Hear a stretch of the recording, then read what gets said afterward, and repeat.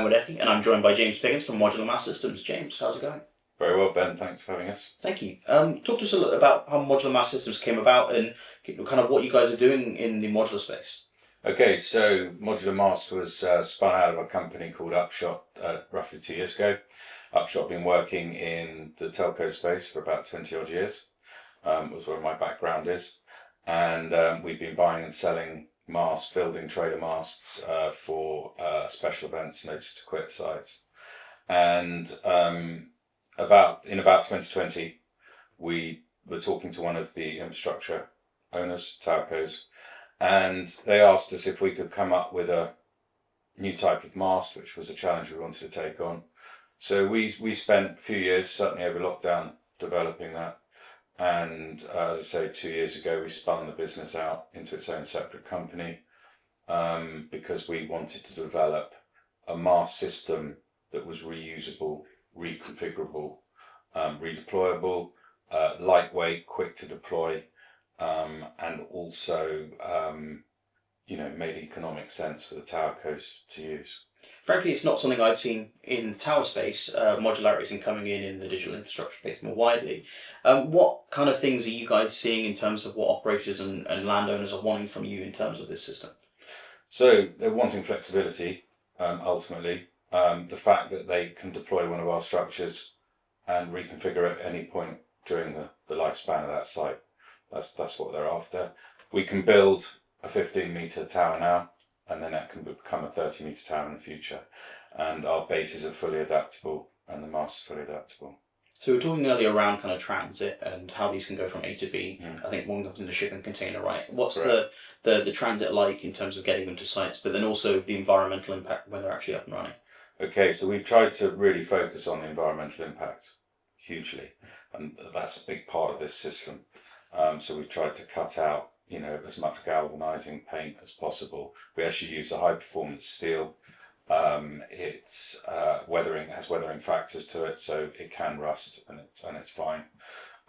We can coat it with a paint for aesthetics point of view. So James, walk us through a typical deployment. How does this actually come about? Okay, so the client, maybe a towerco infrastructure provider, mobile network operator, will get in contact, tell us the spec of where they want the site, where in the country, how tall they want it to be, and what kit they want to put on it. We use a tool we have called MCalc, which we've developed ourselves, which does all the global design checks, or otherwise known as calculations. So we can then configure very quickly in literally 10-20 minutes. We put in the info for the antennas, microwave dishes, RRUs, and the height of the structure and where it's located, so we can work out the wind speed calculations, and then that will push out a picking list to our warehouse. Our warehouse can then pick those parts, and they'll get put onto a lorry, and that mast can be deployed. Now, this is it can be a very fast process. We'd like to say we can get the instruction one day and be deploying the following day. And our approximate build time, because we're not taking any soil out of the ground, we would generally land our base on the first day and then erect the mast on the second day. So we're looking at a 2-day deployment on site with a mast fully signed off and a safe to climb certificate. And say if a towerco wants to move it ever so slightly or move it slightly down the road? Easily done, yeah. So let's say they put it in a temporary location and the landlord turns around and says, I don't want the mast there anymore, I want it 100 metres down the road. Then we simply come in, take it down and move it.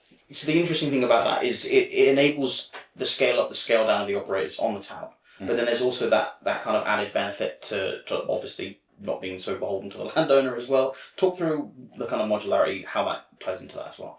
So I suppose if you talk about the being beholden to the landlord, it makes it much easier for the owner of the tower to basically just pick it up and move. And they're not leaving anything on site. So there's no remediation works that need to be done really, because it's all, physically, you can pick it all up and take it away. With regards to deploying it, the brief was this needs to be able to be carried by 2 people. So every section you see on the mast is a meter high. weighs less than 50 kilos. But because it's a high performance steel, it's incredibly strong. So we can carry much higher head loads than your typical mast or tower out there. Can you talk about example deployments as well? What you kind of seen from kind of early uses of these? Yeah, so we've deployed a fair few here and abroad, and we've tended to deploy them with our weighted or ballast bases, and we've also deployed some guide towers as well. So very masts that are 30 meters, say, with guy ropes, 15-meter guy radius.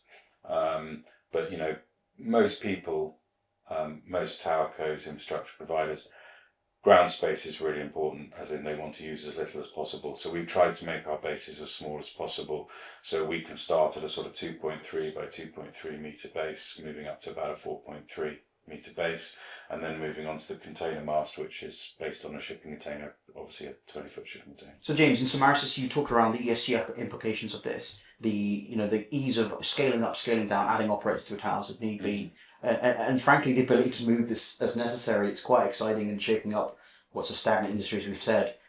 Talk to us about what's exciting for you guys in 2025, but frankly beyond that as well.